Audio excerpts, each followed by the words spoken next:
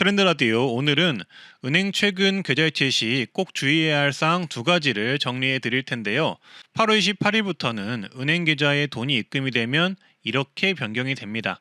정책 변경 내용이고요. 다음은 오늘부터 당장 본인 명의 모든 은행에서 계좌이체 시 이것 주의해야 한다라는 내용입니다. 두 가지 내용인데요. 좋아요 구독만 눌러주시고 바로 보러 가시죠. 금융감독원은 간편 송금을 악용한 보이스피싱 피해를 신속히 막도록 변경했다고 하는데요.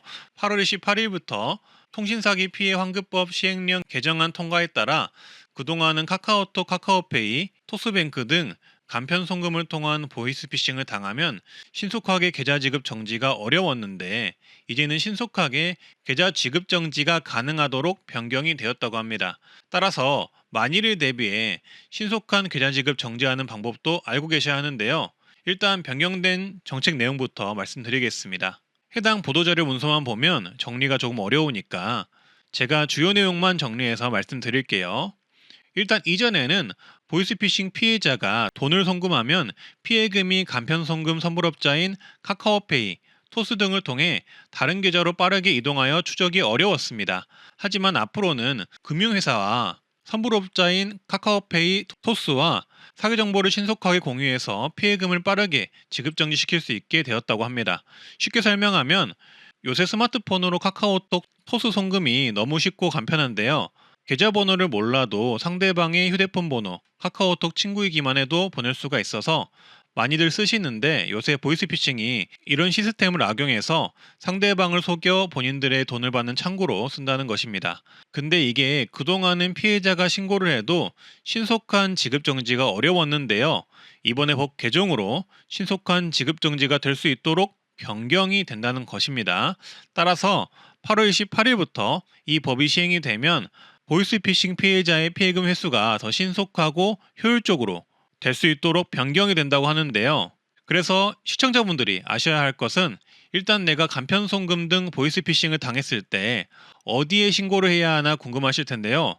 이거 인터넷 검색을 해도 제대로 내용이 안 나오고 금감원 고객센터 전화를 해도 피싱이나 사기 사례가 다양해서 막상 전화를 하면 어디로 연결해야 할지 헷갈리시겠더라고요. 그래서 제가 1시간이나 조사한 끝에 알게 된 신고 방법을 정리해서 말씀드리겠습니다. 일단 해당 고객센터에 신고를 해서 피해 사실을 알리셔야 합니다. 토스를 통해 피싱을 당했다면 토스 고객센터로 전화를 하셔야 하고요. 카카오페이를 통해 피싱을 당했다면 카카오페이로 연락을 하셔야겠죠. 그리고 내가 보낸 계좌의 은행을 알고 있다면 해당 금융기관에 신고를 하는 것도 중요한데요. 화면을 통해 국내 은행들의 고객센터 번호를 알려드릴 테니 고객센터 번호를 적어두시고 혹시나 보이스피싱이 발생한다면 신고를 하시길 바라겠습니다.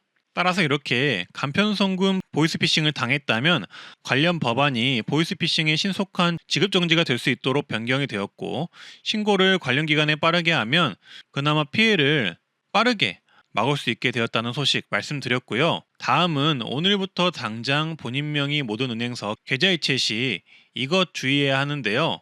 바로 은행 단체 통장을 활용한 계좌이체 사기입니다. 단체 통장은 우리 동아리, 동호회 아니면 개 이렇게 모임 통장이라고 보시면 되는데요.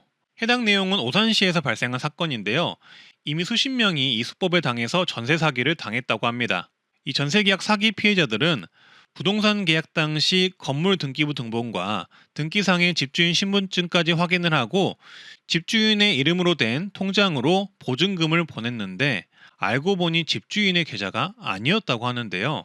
어떻게 된 건지 알아보니 부동산 중개업자가 은행 단체 통장을 활용해서 집주인 건물주들과 똑같은 이름을 만들고 전세 보증금을 해당 단체 통장 계좌로 입금시킨 것이었습니다. 예를 들어 집주인 이름이 정아연이면 단체 통장을 만들 때 정말 아름답고 현명한 사람들의 모임의 줄임말로 정아연이라는 단체 이름으로 통장을 만들고 입금자 표시에도 정아연이라고 뜨게 만든 것이죠. 그리고 건물주 이름이 한자연이면 한국자동차연합 이렇게 단체 통장을 만들고 앞글자만 따서 줄임말로 한자연 이렇게 표기할 수 있다는 점을 부동산 중개업체가 악용한 것입니다.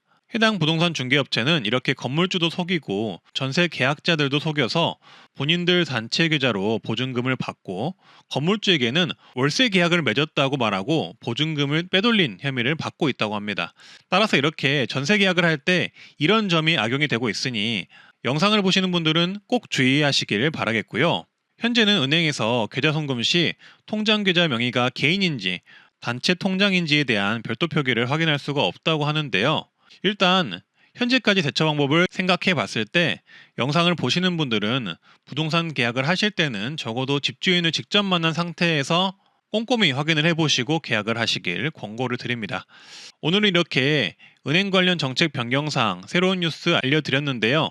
조금이라도 도움되셨다면 주변에 공유, 좋아요, 구독 한번 해주시고요. 트렌드 라디오 기억해주세요. 오늘도 건강하고 행복한 하루 되세요. 감사합니다.